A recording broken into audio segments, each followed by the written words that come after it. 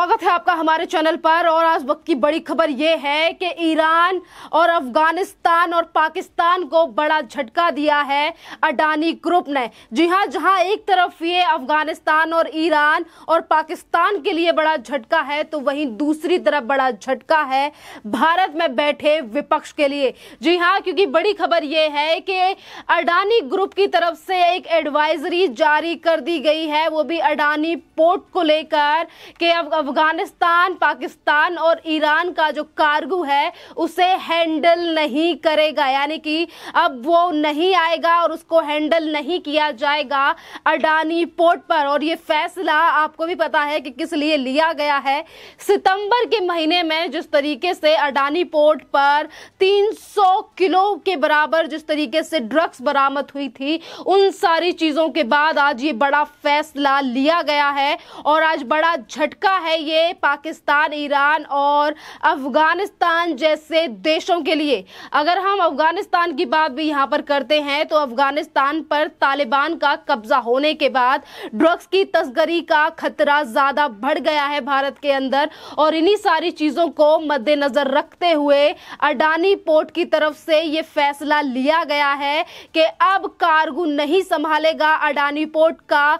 कोई भी टर्मिनल पाकिस्तान, अफगानिस्तान और ईरान से आने वाले कार्गो को। और यहाँ पर एक बड़ी बात यह भी है कि जिस तरीके से लगातार अडानी पोर्ट को लेकर सवाल उठाए जा रहे थे विपक्ष की तरफ से, कहा जा रहा था कि एक तरफ चीजें जो हैं वो बॉलीवुड को लेकर की जा रही हैं, पर दूसरी तरफ अडानी पोर्ट पर जो सितंबर के महीने में 300 किलो जो ड्रग्स बरामद हुई थी, जिसकी कीमत 21,000 करोड़ थी, उस पर कोई बात क्यों नहीं करता। पर यहाँ पर बड़ी बात यह भी है कि जिस तरीके से अडानी पोर्ट पर 300 किलो के बराबर वो जो ड्रग्स मिली थी, जिसकी कीमत काफी ज्यादा थी, एनआईए भी उस मामले में जांच कर रही है, ईडी भी उस मामले में जांच कर रही है। और कल ही एनआईए ने तमिलनाडु, कोयम्बटूर जैसी जगहों पर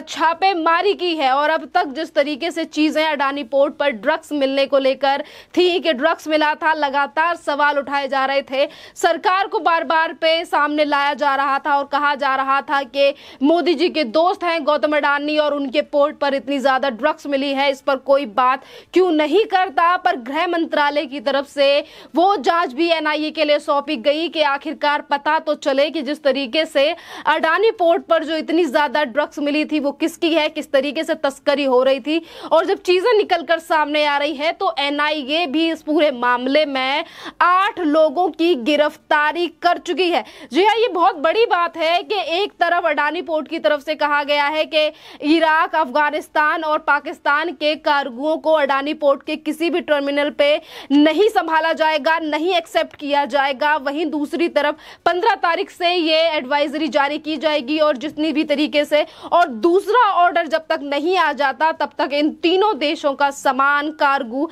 नहीं एक्सेप्ट किए जाएंगे अडानी पोर्ट पर। यह बड़ी बात है कि जिस तरीके से अडानी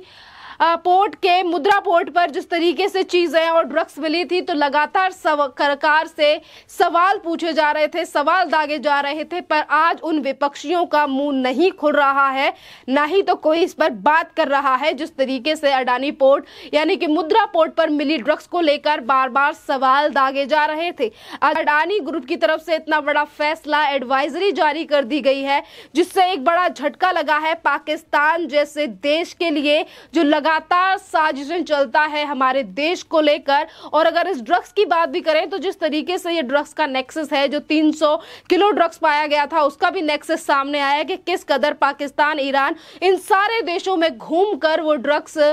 मुद्रा पोर्ट तक पहुंचा। मतलब भारत में जिस तरीके से ड्रग्स पहुंचाने की ये देश जो है वो साजिश कर रहे हैं, हमारे पड़ोसी देश हो या फिर दुश्मन देश हो, जिस तरीके से पाकिस्तान है, इन देशों के द्वारा भारत में ड्रग्स लाने की चीजें और जो कोशिश की जा रही थी, अब उस पे पूरी तरीके से ठप्पा। और जो लोग लाना चाहते थे ड्रग्स को भारत के अंदर मुद्रा पोर्ट के द्वारा या फिर पाकिस्तान, अफगानिस्तान और ईरान की सहायता लेकर, आज उनके मंसूबों पर भी अडानी ग्रुप की तरफ से ठप्पा लग चुका है कि भारत में इस तरीके की चालें नहीं चलेंगी। अगर अडानी पोर्ट को भी इस्तेमाल, मुद्रा पोर्ट को भी इस्तेमाल करने की साजिश जो थी वो पूरी तरीके से एनआईए पहले ही मना कर, जांच करके जिस तरीके से से वो ड्रग पकड़ा गया था तभी उन सारी चीजों को तहस नहस कर दिया था, और अब आने वाली जो कोशिशें थी उस पर मोहर लगा दी है, ठप्पा लगा दिया है, रास्ता बंद कर दिया है अडानी ग्रुप की तरफ से, जो कि एक बड़ा झटका है साफ तौर से उन तीनों देशों के लिए, ईरान, पाकिस्तान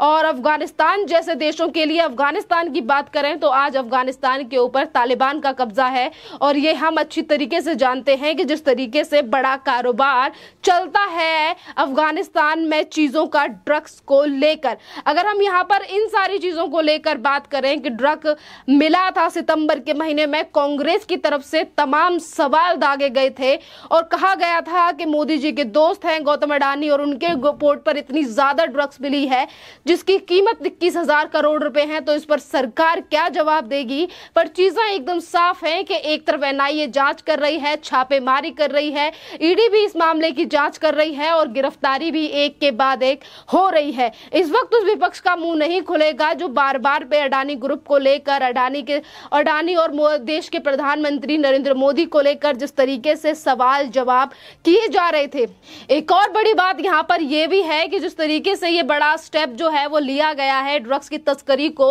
रोकने के लिए, तो यहाँ पर यह भी बात निकलकर सामने आ रही है कि जिस तरीके से विपक्ष की तरफ से तमाम बार सवाल उठाए जा रहे थे कि अडानी पोर्ट पर अगर इस तरीके से ड्रग्स मिली है, 300 किलो की अगर ड्रग्स मिली है तो वो अडानी की है। इन बातों को लेकर भी जनता में ही आपस में जिस तरीके से बहस होती हुई दिखाई दे रही थी कि कुछ क्या कह रहे थे और कुछ ही इसके संक्षेप में जवाब दे रहे थे, तो बात एकदम साफ है कि अगर कल को इंदिरा गांधी इंटरनेशनल एयरपोर्ट पर कुछ इस तरीके की चीजें मिलती हैं तो वो भी कोई कांग्रेस के नेताओं की नहीं होंगी, वो प्रियंका गांधी और राहुल गांधी की नहीं होंगी। जाहिर सी बात है कि जो व्यक्ति इन सब चीजों की तस्करी करने का प्रयास कर रहा था वो पकड़ा जाएगा, पर उसके बावजूद भी अडानी पोर्ट यानी कि मुद्रा पोर्ट पर जो चीजें पकड़ी गई थी, ड्रग्स पकड़ा गया था, उसमें 2 जो बाहर के लोग थे वो भी, उन लोगों की भी गिरफ्तारी हुई है, पर उसके बावजूद भी विपक्षी पार्टियों की तरफ से बार बार पे सरकार को निशाना बनाया गया। अगर हम ड्रग्स को लेकर बात करें तो ये एक अच्छी पहल है अडानी ग्रुप की तरफ से, जिस तरीके से इन देशों की तस्करी को लेकर या फिर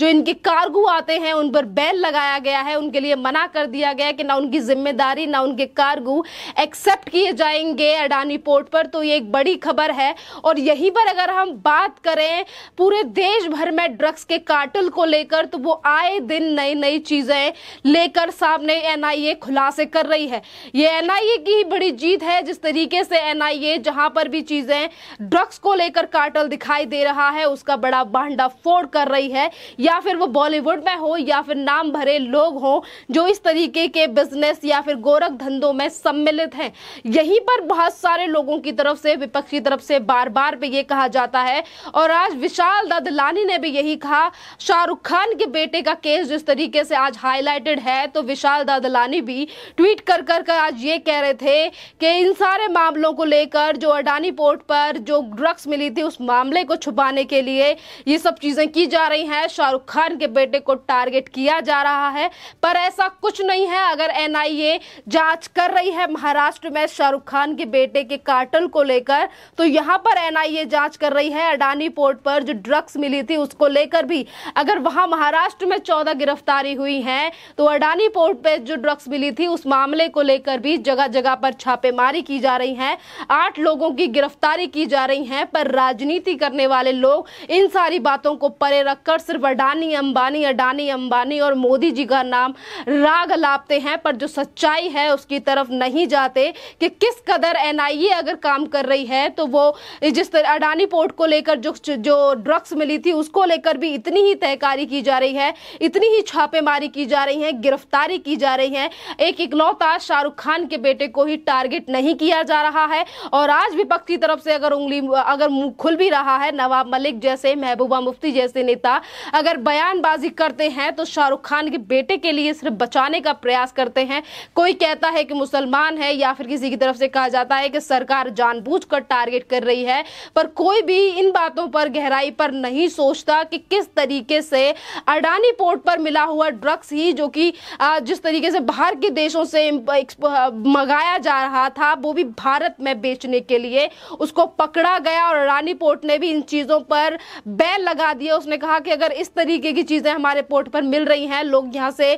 भारत के अंदर तस्करी करने की कोशिश कर रहे हैं तो उन्होंने बैन लगा दिया। पर उसके बावजूद भी राजनीति करने वाले लोग सिर्फ चीजों का राजनीतिकरण करते हुए नजर आ रहे हैं। शाहरुख खान के बेटे को सामने लाया जाता है, बार बार पे कहा जा रहा है कि शाहरुख खान के बेटे को टारगेट किया जा रहा है, पर इन विपक्षियों की तरफ से कभी ये नहीं कहा जाता, ना बॉलीवुड में से जितने भी कलाकार हैं उनकी तरफ से कहा जाता कि एनआईए जो काम कर रही है वो काबिले तारीफ काम कर रही है, क्योंकि हमारे देश में जितनी ज्यादा आबादी है उसमें सबसे ज्यादा युवा है और ये ड्रग्स के कारण जो बर्बाद हो रहा है वो भी हमारे देश का ही युवा है। तो इसी युवा को बचाने के लिए एनआईए हो या फिर आज जो अडानी ग्रुप की तरफ से जो एक्शन लिया गया है, एडवाइजरी जारी की गई है, वो भी युवा के लिए ही ली गई है कि हमारे देश का जो युवा है उसका जीवन खतरे में ना आए। और जिस तरीके की बड़ी बात आज आरएसएस के प्रमुख मोहन भागवत की तरफ से की गई है कि पश्चिमी देशों की साजिश है